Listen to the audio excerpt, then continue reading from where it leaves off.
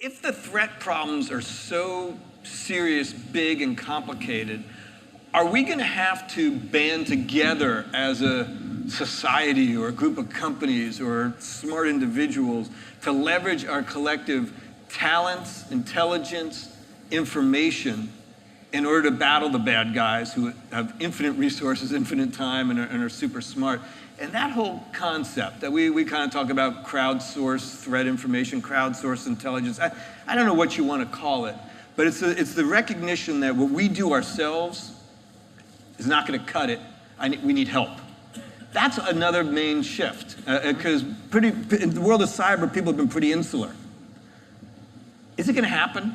As I said, the executive order hasn't exactly gone anywhere, but is it going to happen? As I said, I know, Barmak, you've spent a lot of time thinking about this. So we love this topic. So I'm glad you asked that question. I have a couple of ideas around it. So if you look at the world of security automation, or things that we produce as ISVs and we sell to the enterprises, there's sort of two pieces to it. There is the automation, there's content. And content arguably is probably equally, if not more important than the automation itself. And content typically comes in two forms. There is vendor-generated content. Any security company you talk to has some sort of an R&D lab that produces intrusion content, correlation content, vulnerability content. And then there's content that is sourced from victims of cybercrime. And that content is not hypothetical. That content is real. It's happened. And it's interesting, guys, because if you look at the world of physical security, if you look at Interpol, FBI, the police, if you look at somebody's house getting broken into in a street, within a very short period of time, everybody knows exactly what happened and how to protect against that attack vector. Yet in the world of cybersecurity, we've been very insulated and isolated in our observations of our own attacks, partly because we're afraid of attribution. We're afraid that we're going to be known as the company that had that attack vector or breach associated with it.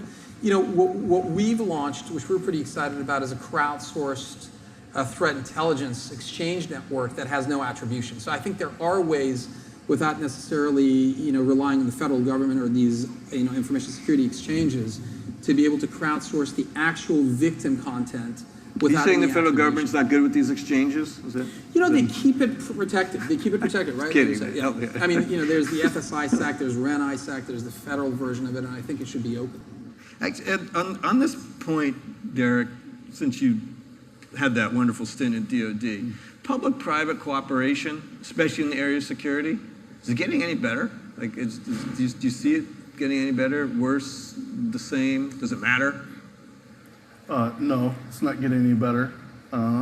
Does it matter? That's an interesting question. So there's this ongoing dialogue between the IC and DoD and various companies on the theory that they can inform each other of the threats, but what that has actually led to out in DC is more stovepiping of information, because now everybody's worried that, well, the next Snowden will just leak what I learned from that company, so I won't share that with anybody else. The information sharing is good in concept, but in reality, not going to happen. Just doesn't happen. And do you believe that we should be worried about the next Snowden? Do you see that happening in today's day and age?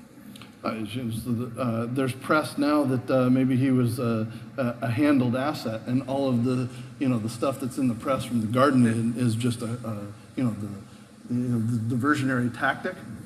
So I think that you should absolutely worry, right? Because that the next bad actor that abuses that access can do real harm to your company and to the nation.